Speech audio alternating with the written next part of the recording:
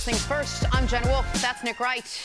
That is Cris filling in for Chris Carter. Good news, we only have to remember one different name because apparently only Chris is filling for Chris Carter. That was in his contract. I'm going to just say this. I can get used to this. Came to the office this morning, got a fresh edge up. Somebody went and got coffee for me. Right? Things are pretty nice. Got my jacket steamed. It's all downhill after that. That's it. They suck up to you, then they throw you out to the Wolves to do the show. They treat us nice here. They treat us nice here. And by the way, the reason Chris Carter's off on this Friday before NFL season beginning is because Chris is calling the Titans-Dolphins game on Sunday. And you know who's doing sideline for that game? Our friend Sarah Kustok. Yep, so that's nice a game. team. If you're a First Things First fan, if you can check out, you should do that. Chris Carter, Sam Rosen, and Sarah Kustok. But Absolutely. we are so happy to have you here. We've loved your insight all along, so it should be a fun 3 hours. A lot to get to on the program. Tom Brady starts his quest for a 6th Super Bowl. Dak Prescott looks to enter year 3 on the right foot, but we start with the NFL season opener. Last night's game between the Eagles and the Falcons. It was a rematch of last year's NFC divisional game, and like last year, the Eagles won. This time, thanks to 2 touchdowns from Jay Ajayi. Like last year, Matt Ryan and the Atlanta offense stalled out in the red zone multiple times, including during the final possession. The Eagles offense ran that play, much sputtering, so much behind Nick Foles, they had to dust out the Philly special again.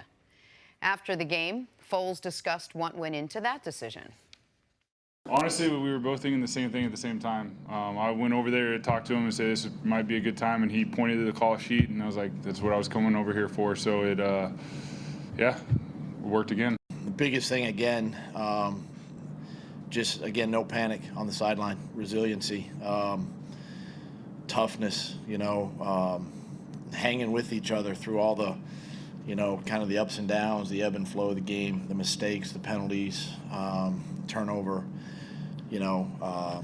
Just the guys hanging together. Again, there was no panic tonight. So when you get your chances against a good defense like that, you've got to capitalize on your opportunities. So disappointed. I thought we battled. We fought like crazy. We knew it was going to be a tough game coming in here. It was going to be in a 60-minute game. It was that way.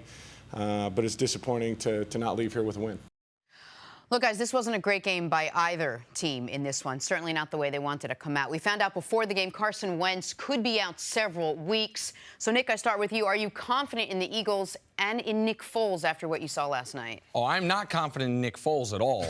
Not at all. My level of confidence in Nick Foles is about where it was when Carson Wentz got hurt the first time, or when he got hurt initially. And I said, well, now you're drawing dead to win a Super Bowl. You lose an MVP and go to Nick Foles.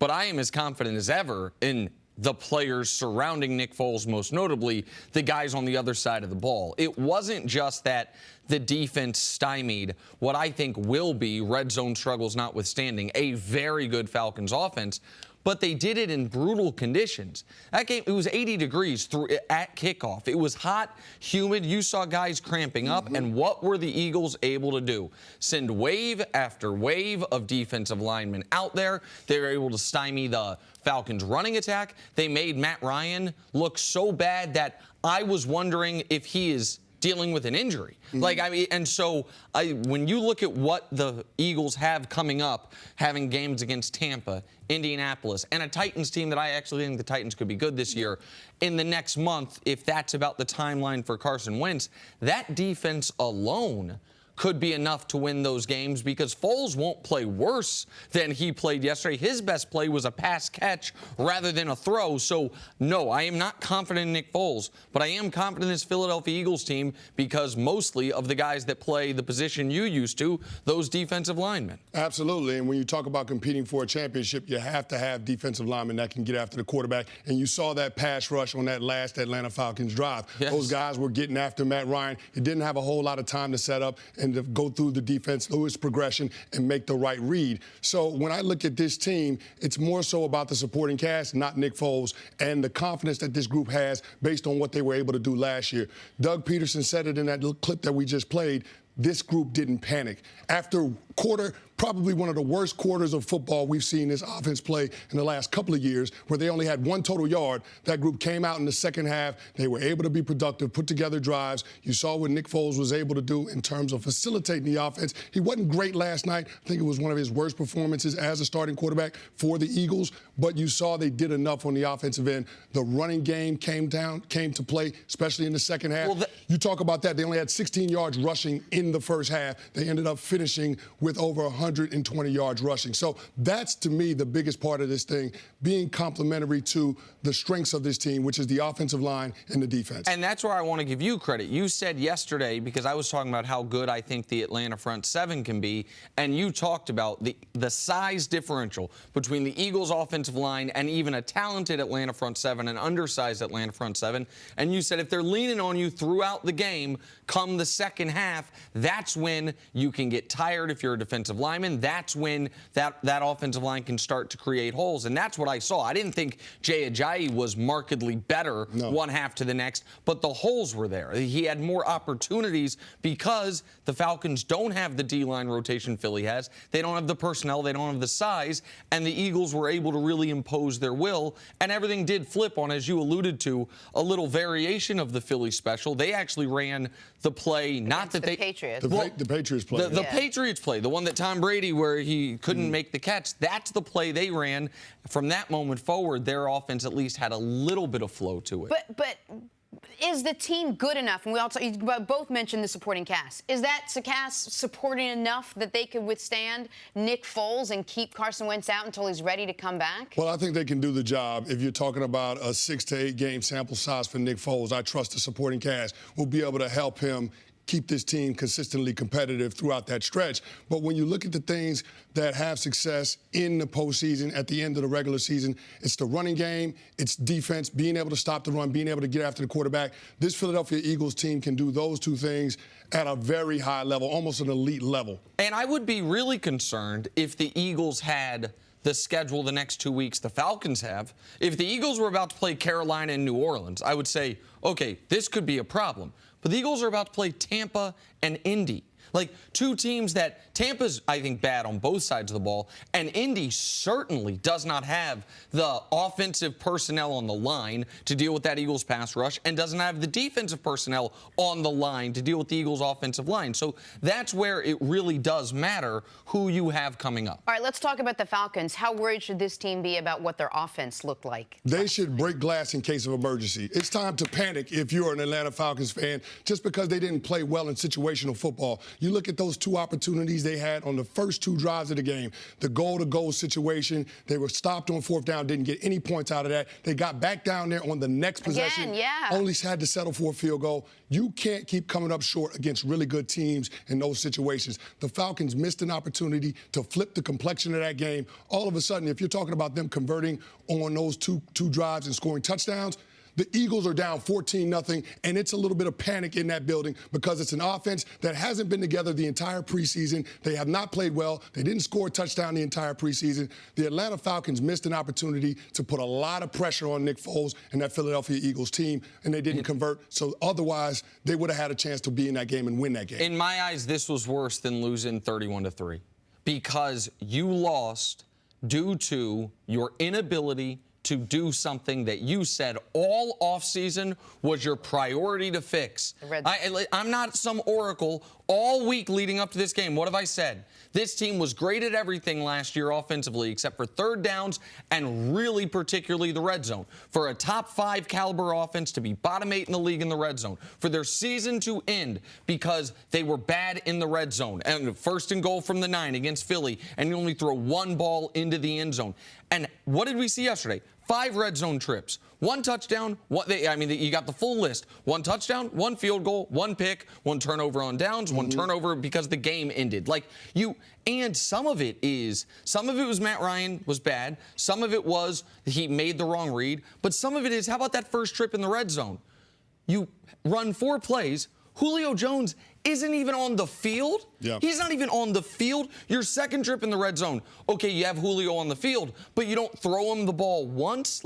And now we look holistically at the last 2 years.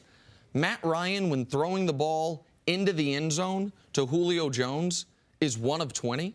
Yeah. 1 of 20? Like, so part of that's on Julio, but a lot of that's on Matt Ryan, and a lot of it's on Steve Sarkisian. Like, this was, if you remember when the Cavs were playing the Raptors, it's going to seem like an odd thing to pull on, but from the end of the regular season, and the Raptors were up huge, and the Cavs came all the way back and won. And I said that was the worst way to lose because it reminded you of what your deficiencies were. To lose this game with a 1st and goal inside the 10, the way you lost your season, and to be in that position because you couldn't convert other 1st and goals. All losses are not created equal. Right. This was the worst, barring injuries, this was the worst way for the Falcons to start their season because they told us all offseason, this is what we're working on. Okay, well, you got to work smarter, you got to work harder, you got to work better somehow because you look like a bad offense once you get inside the 20, and everywhere else on the field, you are marching up and down. All right, so the Eagles beat the Falcons in the season opener. Believe it or not, Nick Foles now 6-1 as a starter. He got himself a $500,000 bonus last night. For Carson Wentz, 6-1. New contract is treating him right. We are going to talk much more about this game coming up. But on the other side, can Dak Prescott get the Cowboys back to the playoffs? That's next. This is First Things First. Fox Sports Golf host Shane Bacon here, and with summer winding down, I wanted to tell all First Things First listeners about an exclusive offer from teeoff.com. Instead of sitting around reading about all the expert opinions of the Hans redesign of TPC Boston, get out and play around the 2 at Pine Hills Golf Club in Plymouth, Mass., a 36-hole facility containing 2 championship-style golf courses designed by Jack Nicklaus and Reese Jones. Or you can tee it up at one of the thousands of great golf courses across the country on teeoff.com by PGA Tour, the official tee time reservation site of the PGA Tour. And you can do so without booking fees. That's right, no booking fees, every course, every tee time. Plus, as a valued listener to my podcast, The Clubhouse with Shane Bacon, you'll get to save an additional 25% on deal times with the single-use promo code TEEOFFBACON. And hey, if you're a golf fan, come on over and give my podcast a listen, The Clubhouse with Shane Bacon. We try to make golf not so, golfy. That's the goal, right? The Clubhouse with Shane Bacon. It's golf, but without all the rules. Okay, back to First Things First. Welcome back. So Fox Sports has teamed up for the win for the College Football Fan Index. Each week, you, the fans, will be ranking college football experiences, and we are kicking it off with the best stadium. Vote on Twitter or Instagram with the hashtag FanIndex, plus the hashtag for your school, and you can learn more at collegefootballfanindex.com. The winner will be revealed on Fox tomorrow before that big UCLA-Oklahoma game. So far, Georgia is leading for best stadium. So I ask you, gentlemen, your favorite stadium? Well, this is a really cool thing our friends at For the Win are doing, and you can check it out online. Listen, I'm going to go, maybe it's too easy, but I'm going with Death Valley. Hold on. Which Death Valley? Oh, that's a good question. Which Death Valley? Go Tigers, LSU's Death Valley. Stop it. The real Death Valley is in South Carolina, the Clemson Tigers. When they're coming down off that hill, it's a different ball So game. we're both going with Death Valleys. I'm just saying, I'm speaking from experience. It's a tough place to play. Okay, so I say LSU, you say Clemson, Jenna Wolfe. My own Death Valley, which is my apartment, trying to get the kids out. What's your... You laughed. That sounds like a real one. He hasn't laughed in a year. Horseshoe, Ohio State. Oh! We spent last year, we were out there in Columbus. The Ohio State-Penn State game. Yeah, that was a lot of fun. That was an intimidating environment, but I feel like the Ohio State fans are less likely to just turn on you, like the fans in Louisiana are. It's a little bit different when you go to the South to a college football game. Just saying, just putting it out there. Inside the stadium, outside the stadium. So, all right, and Ohio State not on the list, not in the top 5. Not Come on, yet. Buckeye fans. Not yet. Start voting. Really cool. All right, let's move on. We are going to get to Dak Prescott and the Cowboys in just seconds. But first, Philly with another trick play to Nick Foles. Dele, and Philly, and yet it kind of wasn't that play, but that's what they called it, the Philly special, guys. No, I mean, this is a little salt to the Pats because that was supposed to be Tom Brady in the Super Bowl catching the ball and making a big play because that's the play they're running there, Kenny. Not the Philly special from last year, but the Pats attempt at that. Well, listen, that was the best option that Doug Peterson had for a play call in that situation because everything he was calling until that point, it wasn't working. Nelson Aguilar, the best healthy quarterback on the Eagles. Say that same game, handoff to Julio Jones, and a vicious stiff arm. You, sir, have a seat. I mean, right here. Julio's so good. And, I mean, they couldn't guard him. And on the very next play after this, they ran the same action. Philly was afraid enough that Julio was getting the ball again that the running back who they actually gave it to, Devontae Freeman, gashed him for, I think, his longest game of the night. Julio was awesome. Oh, no. Finally, here in New York, Ben Simmons misses the layup, but there's LeBron to put the putback back in. I could have been there to watch this, but I was doing a hit with my friend Colin Cowherd, the sacrifices I make for friends and family at FS1. And the whole NBA is just hanging out in New York this week. Dame and Russ were there day before yesterday. All right, moving on to the Dallas Cowboys now. They are in Carolina Sunday to face the Panthers. They'd like to move on after last year's disappointing 9-7 season, where they missed the playoffs and where Dak Prescott missed his 2016 stellar form. Great in year 1 was Dak, regressed in year 2, and here we are in year 3. Dak knows that in order for his team to win, he has to improve. I know I'll be better. Just learned so much from last year. Just moving forward, matured within the game. Just learned a lot more that I didn't know last year, or that I wasn't as comfortable with. Just reads, my game, my footwork, accuracy and consistency, everything.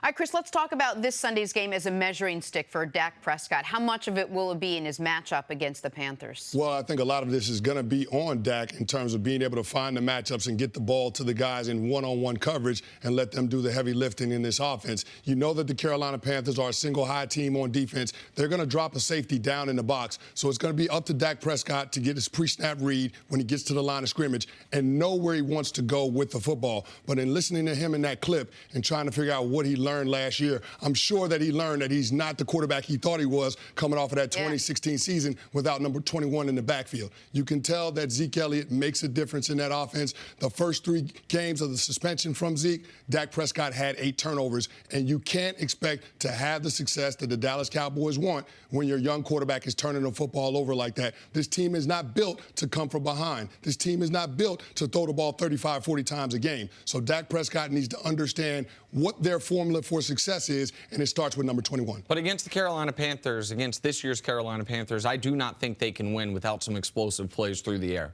I do not think this can be Zeke, 27 carries, 135 yards, and that's the pure path to victory, because I don't think Zeke can get 135 yards, as great as Zeke is against this front. Even without Thomas Davis due to the suspension, with K'Wan Short, with Luke Kuechly, with we know how good. I think the biggest strength, Dontari Poe, who they brought in this offseason, who's a former first-round pick out of the University of Memphis. I saw him in Kansas City for early parts of his career. Then he went to Atlanta and played well for them. Like I know they lost Star Lotulelei, but they replaced him with Poe. Like the Panthers' front 7 is too strong, and I would add their secondary is too suspect to not try to take some shots through the air.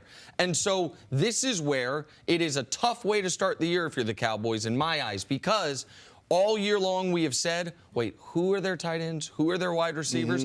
And this is a game where those who are they guys have to come up huge. That's why it's going to be a big game for a guy like Allen Hurns and for Dak Prescott to find him early, because you said all along this is not going to be about what Zeke can do, but about what Dak Prescott and opening up this offense can do. No, you're absolutely right, Jenna, and I think it's going to be more about the receivers outside the numbers than inside the numbers, because the Carolina Panthers do a great job with their interior defenders and matching up in those intermediate and deep zones in the middle of the field. The Panthers want to protect the middle of the field. That's something that their head coach, Ron Rivera, who's a defensive guy, believes in. So you're going to have to be able to attack outside of the numbers. But I think for Dak Prescott, the key to that is knowing where he wants to go with the football before the ball is even snapped. I think that knowing where you want to go pre-snap is going to be huge for him, because especially when you can't rely on these guys to get late separation, like they're going to have to be open early and often, because Dak, we haven't seen his ability to throw guys open. But a big part of the discussion this offseason has been the Cowboys getting Zeke involved in the passing game, right? Again, tough matchup when Luke Kuechly's tracking everybody down. Who's going to step up big for the Cowboys as a tight end? That is not where there's going to be gaps in this defense. Like, you don't have a tight end that's a Jimmy Graham type that's going to be a vertical option, a wide receiver playing tight end. It would be more the Jason Witten style, like button hook short. That middle of the field is going to be congested and full of monsters. Like, you are going to have to beat them on the outside, or the other option for Dallas is you're going to have to force Cam into one of those awful games. Yes. I mean, that is a real possibility here. Because Cam Newton is up and down. Up and down. Absolutely. And so I talked about yesterday how Cam, when he has a passer rating over 100, his team's record is on par with Rodgers, Brady, Manning, when they have passer ratings over 100. But we also know he might have a passer rating under 75. He has those games. If DeMarcus Lawrence, if Jalen Smith, if Sean Lee can do what I'm talking about Luke Kuechly doing as far as take Greg Olsen out of the game, and you can force Cam into some mistakes and some turnovers, that can make it so you don't have to have the big explosive plays if you're starting the possession on the other team's 25, on the other team's 30, because you forced a turnover. That's the other key here. How many mistakes can the Cowboys front seven force Cam Newton into? And I think one of the ways that we can answer that question is determined by how productive Christian McCaffrey is going to be. Yes. Because you've heard the word out of Carolina. They want to have him more involved in the offense. A top 10 pick from 2 years ago. They want to get him 20 to 25 touches a game. And so if he's having one of those productive games and that Panthers offense is able to stay on schedule, that means probably less mistakes for Cam Newton. But one of those things that you have to look for with Dak Prescott in this matchup is his responsibility at the line of scrimmage beyond just knowing where to go with the football based on the coverage you're getting. Remember, Travis Frederick is out this game, so Joe Looney is going to be the center. How much of the protection scheme is going to be called by him versus what Dak Prescott's going to have to do in the huddle and at the line? So it's something to consider when you're looking at this talented Carolina Panthers front seven. All right, let's pause for a second. Time now for Nick Wright's Fantasy Update, sponsored by DraftKings. Nick, you're picking Week 1 tight ends today. Give us one stud and then give us one value pick. All right, the stud is an easy pick, maybe too easy of a pick. Rob Gronkowski. I know. Shocker. Shocker. I know he costs $6,900. It's an odd number, but it's also the highest of any tight end on DraftKings. It's appropriate for Gronk. It's perfect. Appropriate. Listen, they are playing the Houston Texans this week. We know Edelman's not there. We know that is it Cordarrelle Patterson on the outside? Is it the Philip Dorsett? No, it's going to be a heavy dose of Rob Gronkowski. Bite the bullet, pay that money. Rob Gronkowski is the easy pick. Now, the value pick. If you're looking for a value pick, I know he's been maybe bumped down the depth chart a little bit. But I like Jack Doyle in Indianapolis. Andrew Luck. I like it. Andrew Luck, like it. Coming back. He always loved Jack Doyle. He talks lovingly about Jack Doyle as if he's a brother. If things break down in Indy, he'll look for Jack Doyle. He's only $3,600 on DraftKings. So if you're spending your money elsewhere, I think that's good value. And I like the matchup against Cincinnati, especially Cincinnati, remember, no perfect, patrolling the middle. So I like that as value for DraftKings. Tomorrow's a full day of college football on Fox, starting with UCLA taking on Oklahoma. And at night, USC faces Heisman hopeful Bryce Love and Stanford. It all kicks off at 12:30 Eastern on Fox, or watch anywhere on the Fox Sports app. That is a huge early season Pac-12 game. Even though it's two different divisions, like those are arguably maybe the two best teams in the Pac-12 playing each other this early. It's a huge game. I don't respect Pac-12 athletics. So oh, my God. Wow. All right, so hot take. Stories to start your morning. There are a number of reasons Dak Prescott needs a good year for the sake of the Cowboys and for the sake of a big contract. Dak can get a contract extension after this season. He said it's kind of known. All that stuff will come. It's not anything I worry about. Nick, how important is this season if Dak does indeed want to get paid? Oh, I mean, it's critically important because if he looks anything like he did last year, then I'm waiting. Well, I think it's a show and prove for Dak Prescott this year, and I think Jerry Jones in the front office for the Dallas Cowboys, they're going to wait and see how the team turns out this year. If they have a good season, get to the divisional round or later, Dak Prescott will have that big check waiting on him. 100. But if they miss the playoffs and he looks like he did last year, then he's playing out that rookie deal, and then we'll see from there. All right, moving on to the Colts now. Andrew Luck playing the Bengals this weekend, his first game since the 2016 season. Chris, what do you expect from Andrew Luck on Sunday? Well, I expect to see the Andrew Luck that we saw quarterback his team to the AFC Championship. I think he's going to get back to that point. Now, it's obvious that it's going to be a little rust early in the regular season, but I think once he gets a feel for it, the first couple of drives in this game against this Bengals team without Vontaze Burfict, Andrew Luck will start to get in the rhythm. I expect him to be good this Sunday. Man, everybody seems to think Andrew Luck's going to, maybe take him a quarter or two and get right back to his old self. I'm a little more cautious with it. Now, I think most people agree with you. I want to see him again. I'm worried about Andrew Luck being healthy throughout the year. I think eventually he'll get back to his old form, but I think it will take maybe 2 to 3 months rather than 2 to 3 quarters. So I don't have very high expectations for this game. Now, the Colts could win anyway because the Bengals aren't very good and they're missing their best defensive player. All right, let's move on to Minnesota now. Kirk Cousins making his Vikings debut against Jimmy G and the 49ers this weekend.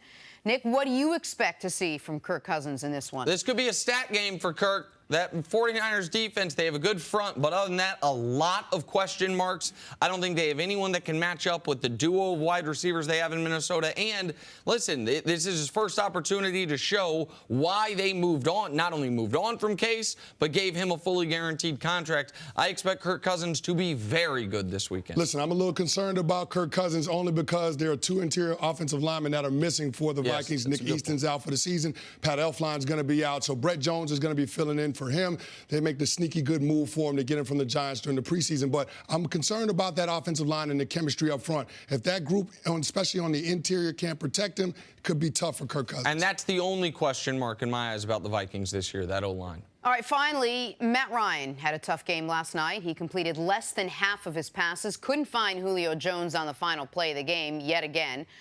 All right, Chris Kenny, how concerned were you with Matt Ryan's performance in this one? I'm really concerned with Matt Ryan's performance. I mean, he was 1-9 in the red zone and 0-3 in the red zone when targeting Julio. And he had the interception, as you mentioned, Nick. So, I mean, it comes back to being good in situational football. If you can't take advantage of opportunities at point-blank range to score touchdowns rather than settling for field goals, you're going to struggle to win and compete at the level that the Falcons expect to. I mean, they handed Matt Ryan a $150 million contract this offseason, and so far, the return on investment is not what they hope for. Yeah, and obviously the sample size is tiny, but this was a terrible game by him. I mean, just there's no way around it. He, on passes not to Julio Jones, he was 11 of 24 for 82 yards.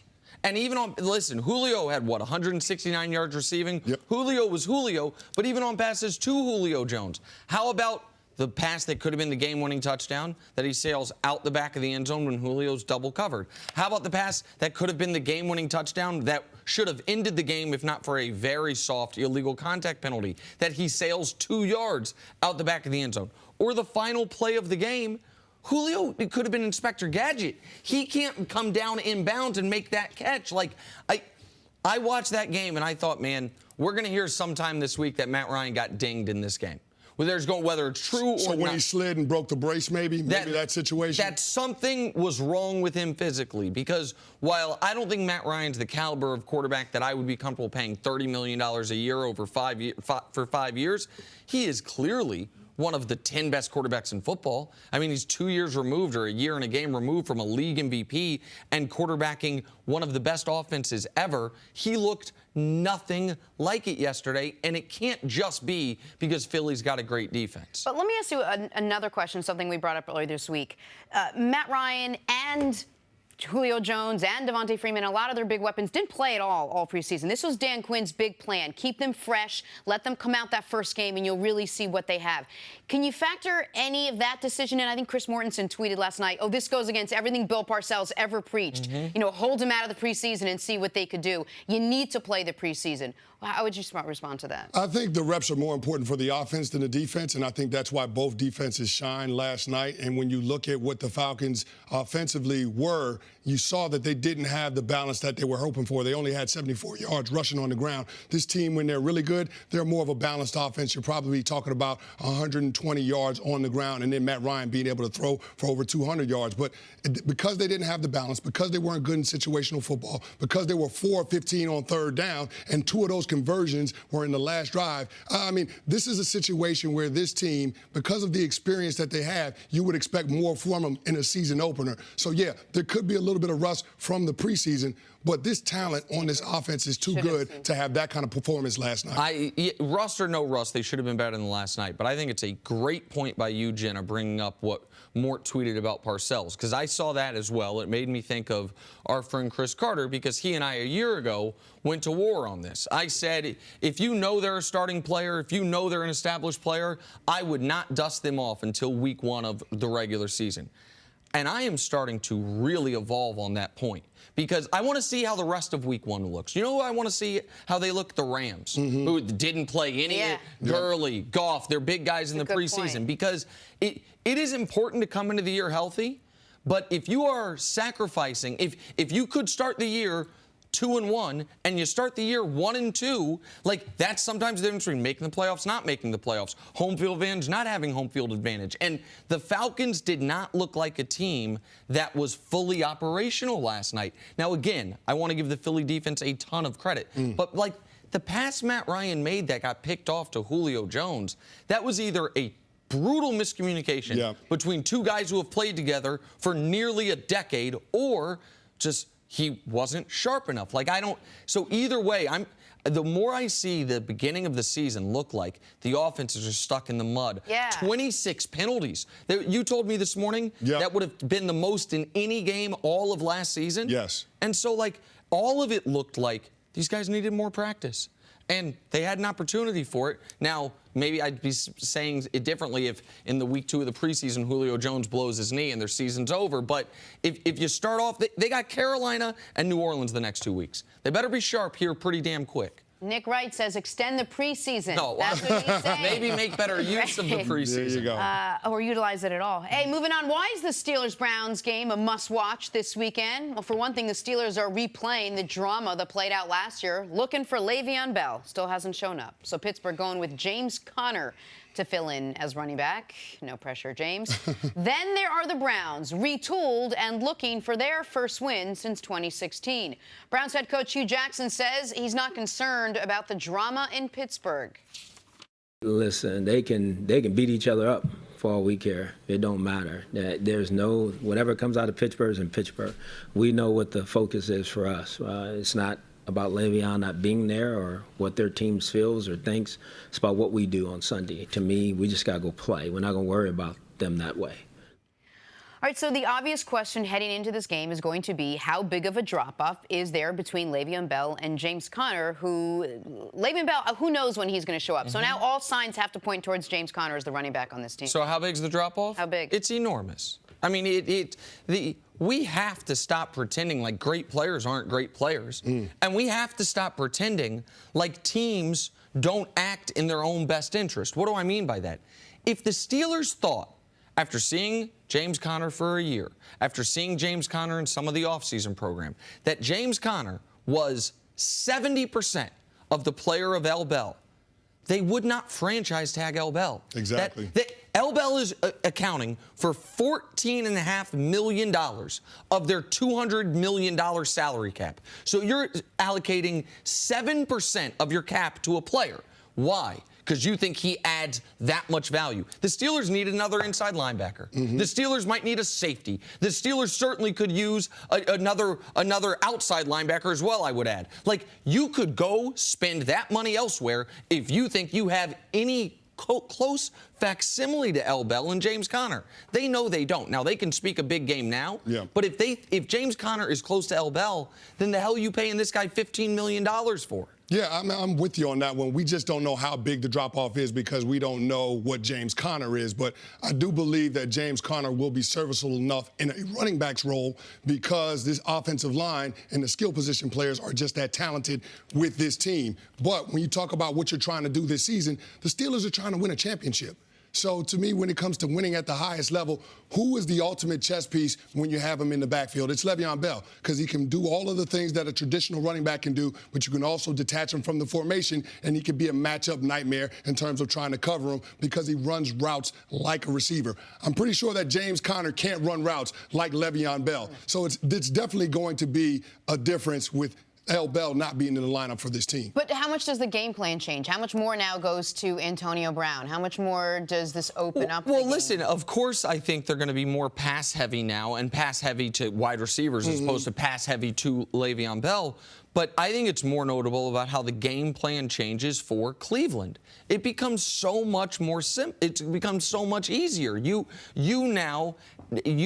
what Le'Veon Bell does, which makes him so dangerous, is when he's on the field, you have no idea. It doesn't tell you anything. No. You have no idea what Pittsburgh's going to do. There's certain guys when you see him on the field, like, oh, okay, this is a blocking tight end in the game. Like, we know he's not getting the ball. We know L. Bell can be split out. He can be handed the ball. You can do anything with him. And so now you can focus more of your attention on Antonio Brown. You can focus more of your attention on stopping the vertical passing game. And so it's, to me, schematically going into a game, it's a huge edge to be even if Connor's excellent, facing a one-role running back rather than Bell, who might be the best two-role running back in the league. I think the biggest difference will show up when the sub-package for the defense is on the field. When you talk about the nickel and dime groups, Greg Williams loves to run those exotic blitzes, but what that does, that puts a lot of people in man coverage. You can't have a linebacker in man coverage with Le'Veon Bell in that situation. So I think you'll see Greg Williams be a little more aggressive in his game plan and trying to go after the head of the snake, which is Ben Roethlisberger. And a big reason why he'll be able to do that is because Le'Veon Bell won't be in that backfield. That's the key for the Browns to upset the Steelers? The key for the Browns to upset the Steelers is we come out of this game and say, that's Myles Garrett. The key for the Browns to upset the Steelers is that Myles Garrett, without needing blitzes, I think you're absolutely right. Greg Williams will send some blitzes, but on plays with a traditional four-man rush, that Myles Garrett puts Ben Roethlisberger on the ground. Like, I think that is the biggest key, and the second biggest key is that Jarvis Landry looks like the guy they think he is and that they brought him over to be. Those are the two ones that I would point to. Yeah, your game record's got to show up in this, no doubt. Jarvis Landry and Myles Garrett got to be a big part of this, but also Carlos Hyde, the ground game. I think the Cleveland Browns, if they want to win this game, they've got to shorten the game. They've got to control time of possession. They've got to keep that high-powered Steelers offense on the sideline so they can't score any points. And it doesn't just have to be Carlos Hyde. Duke Johnson and Nick Chubb. They have three quality, relatively speaking, high-drafted running backs from each of their respective draft classes in this backfield. And one other guy to watch. Like, it's not just that Todd Haley, I think, is a very smart offensive mind. Todd Haley was in Pittsburgh. His dad was a scout in Pittsburgh. Yeah. He wanted to be in. He felt offensive coordinator for the Pittsburgh Steelers was a better job than a lot of head coaching jobs. He did a good enough job to keep that job. He's gone because Seven didn't want him there anymore. And so I don't know if you can coordinate with a chip on your shoulder, but if you can, Haley is. And so I would expect to see every last trick they can pull if they have a chance to pull off the upset. There is nothing I would put past Todd Haley to call in this game. Do you think we see Josh Gordon in this game?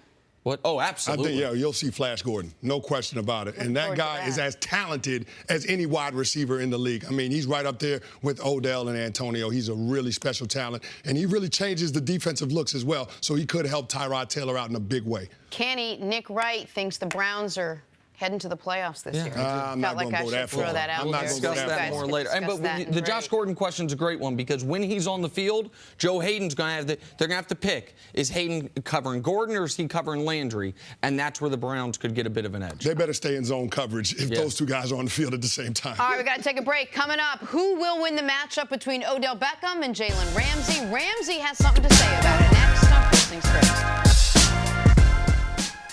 Welcome back to First Things First. Pro Bowl linebacker Bart Scott joins the show. Hey, Bart, welcome back. Thanks for inviting me back. I didn't think I was coming back after the last time. Oh, no, you were great, man. You were great. Now, in order to come back a third time, you're going to have to tell me where you got that jacket.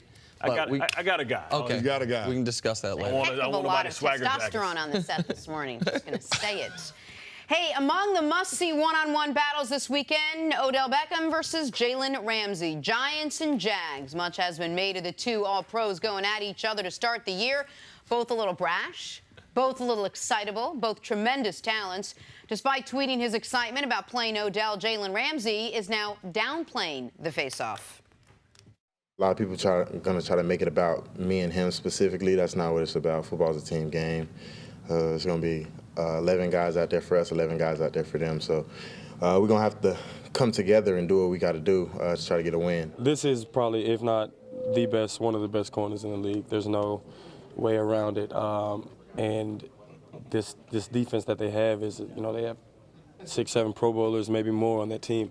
They have a very good scheme. They're probably the best defense in the NFL. So we have a very tough challenge ahead of us. But I think we're all excited about the opportunity just to be able to come back, play football again. I know that I'm very excited. So it's definitely going to be a good match. Before you ask your question, Jenna, I hope everyone's happy.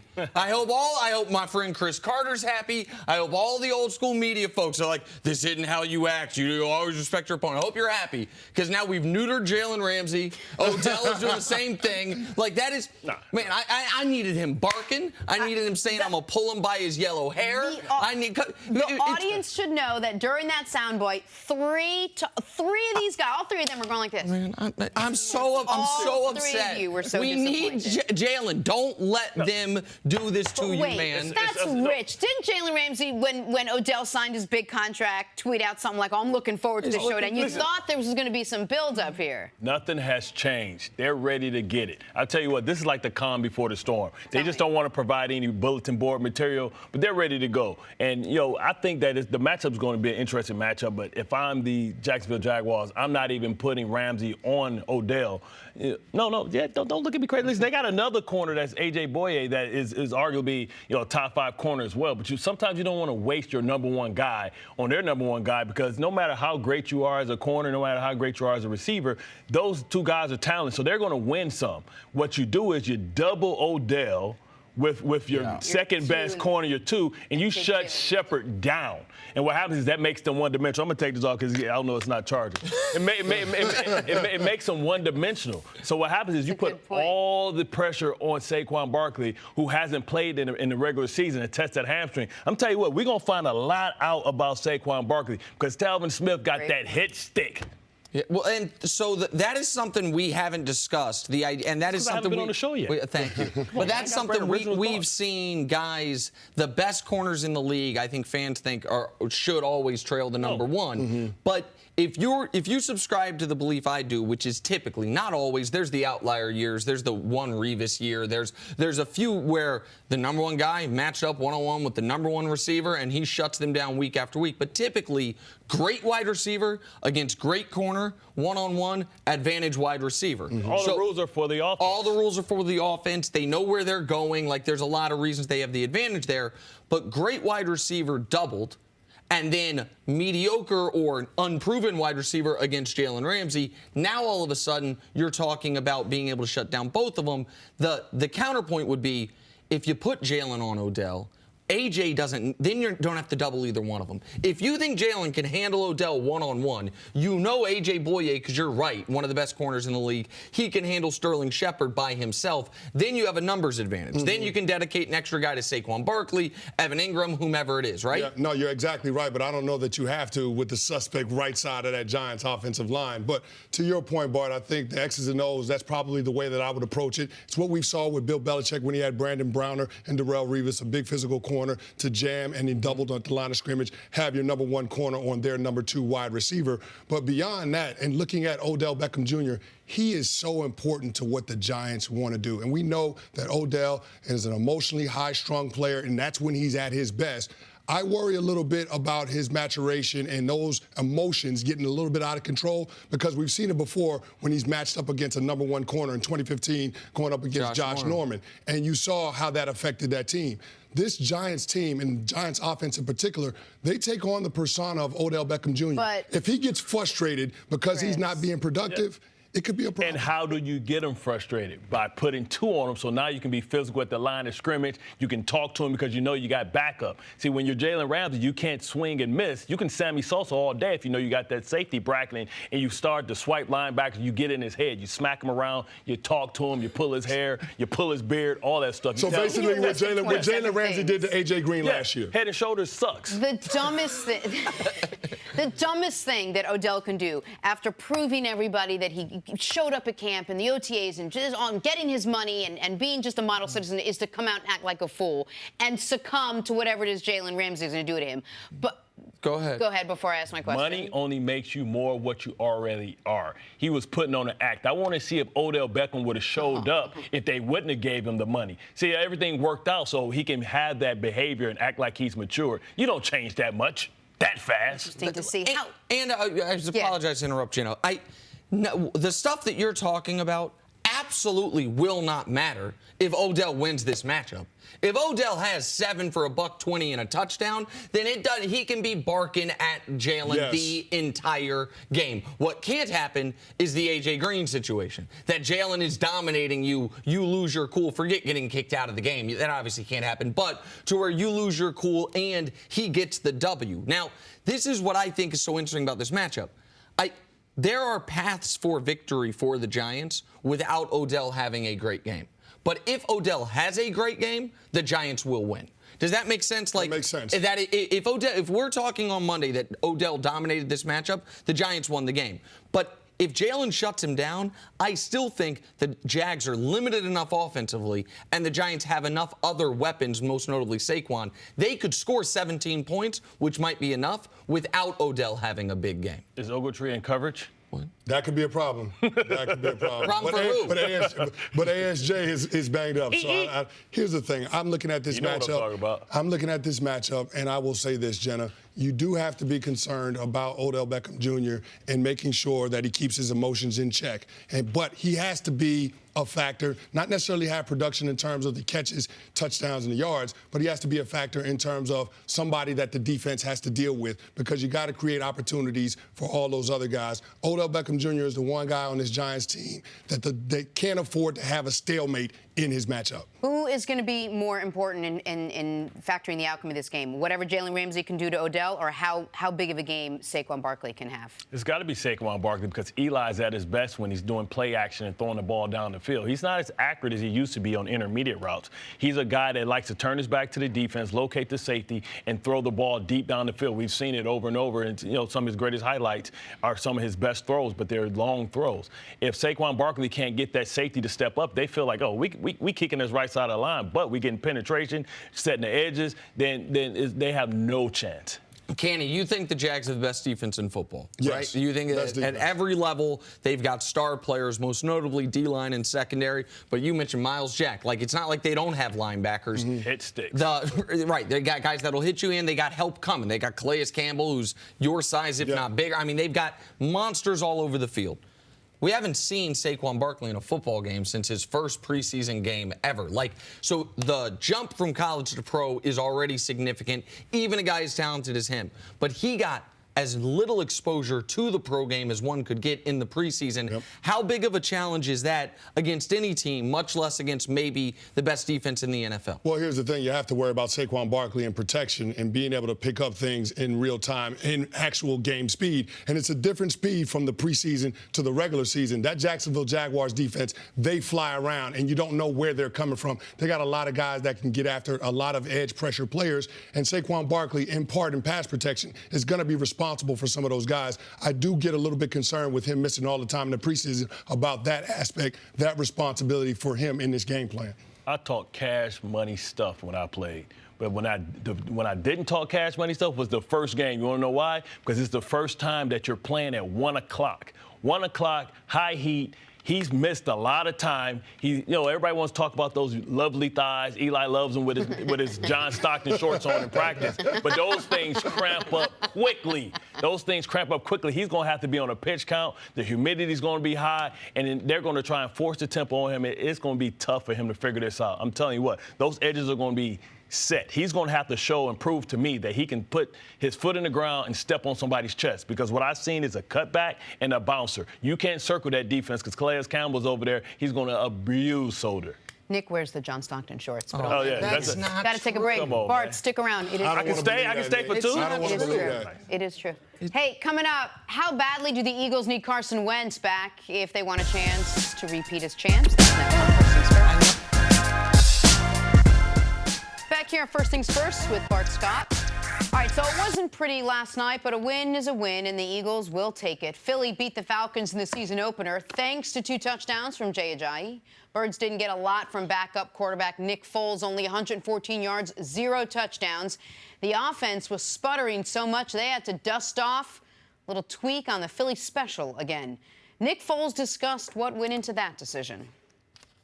Honestly, we were both thinking the same thing at the same time. I went over there to talk to him and say this might be a good time, and he pointed to the call sheet, and I was like, that's what I was coming over here for. So it, worked again. The biggest thing, again, just, again, no panic on the sideline, resiliency, toughness, hanging with each other through all the, kind of the ups and downs, the ebb and flow of the game, the mistakes, the penalties, turnover, just the guys hanging together. Again, there was no panic tonight. I think when you have a team like that, throughout a tough game like this where there's not a lot of rhythm, I mean, that's how you have to win games. You lean on each other, you never turn on each other, and that's what's built here. That's the character of this team. We should mention we found out before the game Carson Wentz could be out several weeks, not just the 1 or 2 I think we originally thought. But, Bart, let me ask you, are you confident in the Eagles and in Nick Foles after what you saw last night? I don't believe you can consistently believe in Nick Foles. Whenever things have been expected of him, he hasn't lived up to expectations. When he went to the Rams, he couldn't carry that team. And I think now people have seen what the Eagles want to do with him. When they were struggling, they had to go to the RPOs because that's the only thing he's good at. I know that they're missing Alshon Jeffrey, so they weren't able to stretch the defense. But I just don't believe in what he's capable of do long term. So 7 weeks, they could be in trouble. I saw an offense that was anemic. I saw an offense that really couldn't find a rhythm, but also I saw a quarterback that couldn't really, throw the ball on the rope. He struggled last year with throwing the ball over 10 yards, but then everybody started packing the defense in, and he had some success later in the year. You saw a quarterback that looked like a mediocre backup. Mm-hmm. I mean, that's what he looked like yesterday. And that's what he looked like for the majority of his time up until Case Keenum threw a pick 6 in the NFC Championship game. That stadium erupted, and he was touched by Jesus. From that moment forward, he played 7 quarters of brilliant football, and no one will ever be able to take that away from him. He's a champion. He's a Super Bowl MVP. Those records he holds as far as back-to-back performances in the 2 biggest games of the year, those will stand the test of his time. Life. And, of anyone's life. Yeah. And he won a Super Bowl against Tom Brady when Brady threw for 500 yards. He gets all that. But that doesn't help you at all next week or the week after, and it sure as hell didn't help him last night. So what's my confidence in Nick Foles? None whatsoever. But what's my confidence in the Eagles? Man, they held Atlanta under 13 points again. In the last 40 games, the Falcons, what were you laughing at, Bart? I listened to you guys earlier and talking about, Matt Ryan and his inability to complete passes. They got listen, I got a nice little Dodge Challenger. Mm-hmm. And it's just like the Falcons offense is like a Dodge Challenger. Hellcat, 707 horses. They gave it to a guy that can't drive a stick. Okay. Steve Sarkisian is horrible. Well, listen, why would you hire a guy that lost a national? How can you lose a national championship with Alabama? Hold on a second. We're going to get to the Falcons side of this in a minute. And so but the point that I'm making on the Eagles part is, in the last 40 games, they've been held under 13 points 4 times. Mm-hmm. 2 of them are the divisional game against Philly and yesterday against Philly. This D-line, the way they can send in guys. You were talking about Saquon cramping up. They don't have to worry about D-linemen cramping up, even in 80-degree weather, because they don't got to play more than 35, 40 snaps over the course of the game. I have a ton of faith in the defense and the other players on the Philadelphia Eagles. Yeah, for me, why I have confidence in this Eagles team is because of the lines. The defensive line, as you mentioned, but also the offensive line. I mean, watching Jason Peters being back in action last night, he was beating guys to sleep. Whoever lined up at right defensive end, it was a problem. Whether it was Tack McKinley, Derek Shelby. Mm-hmm. One time he blocked Vic Beasley in the pass coverage. That's how bad it was. But that's how dominant that offensive line. Flats. That's how dominant this offensive line can be. And if the offensive line can be that dominant, and if they can have the balance with that running game, you saw that come to life in the second half. 17 carries for 97 yards. Then this Eagles team is going to be really tough to beat. We saw what they can do defensively at their best, but in the second half of that game, I saw an offense when it's at its best, when they have balance, when they can run the ball. The Atlanta Falcons let them off the hook. That's some of the dumbest play calling I've ever seen in the red zone. When you take your shot, you take it in the high red, because what happens is when you're in the low red, it's no space in the end zone. So defenders are just going to sit on routes. And instead of, spreading them out, he decided to pack it in. that makes it easy because this is a physical defense. Well, that's exactly what happened on that Rasul Douglas interception, right? He undercut the route because he was sitting at the end line. Sitting on everything. How can you not figure out how to do a back shoulder fade to Julio Jones? They're playing over the top. They're bracketing the 2 inside receivers. So all you do is spread them out, and that is a perfect time to throw quick screens and draws and things like that because you have an attacking defense that gets in wide nines, that gets up the field. They're going to be overly aggressive. That's what we see Aaron Rodgers do it every week. When did he do his screens? He do it in like the 10-yard line, the 15-yard line because you have a defense that's going to fire off the ball. But instead, he's trying to pack it in. I don't respect, 3 tight ends. What threat can they do? They're going to run an out route? It's no short area quickness. You need short area quickness in the red zone. And for some reason, this dude keeps thinking he's an automatic, but he has a manual, but he can't get stuck out of second.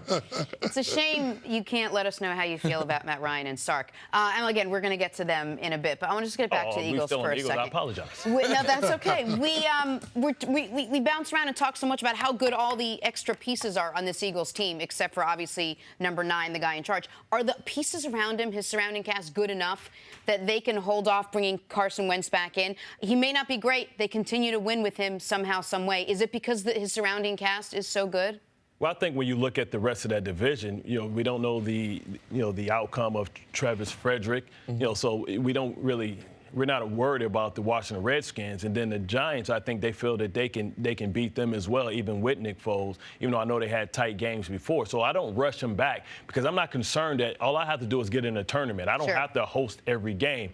The problem is the NFC is so stacked with so many elite teams that are in their window right now because they have young quarterbacks, they have controllable contracts, so they can go out. Everybody went out and got these luxury pieces because they can. So it's going to be tough because every week they're going to get the opposing team's best because it's their Super Bowl. It's their opportunity to put themselves on the map. And I don't know if they are going to be able to withstand all that pressure week in and week out. But that's why the schedule matters. Like when Coach Mangini's out here, he makes fun of me all the time for having the full schedule grid and looking at it, but it matters. If the next 2 weeks, Atlanta plays Carolina and New Orleans. If that's what Philly had, I would be heavily concerned, no matter how much respect I have for their offensive and defensive lines. But the next 2 weeks, Philly has Tampa and Indy. You don't need your quarterback to play well. You don't need your quarterback to play average when you have those types of big people against Tampa and Indy. They can be 3-0 before Carson Wentz has to even consider coming back. This was their big hurdle. And Atlanta, which you spoke to very well, blew it repeatedly. Atlanta had opportunity after opportunity to start off 1-0 and put the Philly in a hole. They didn't take advantage once again, and now Philly has, I think, 2 of the 6 worst teams in the league over the next 2 weeks. Nick Foles can play for them. I mean, Nick Foles going up against Ryan Fitzpatrick in week 2. It's a backup versus backup. They'll be fine. Thank you for listening to the First Things First podcast. Remember, leave us a review and tell us what you think. Subscribe to the podcast on Apple Podcasts and catch us on FS1 Monday through Friday, 6:30 a.m. Eastern. For Cris Carter and Nick Wright, I'm Jenna Wolfe. So long, everybody.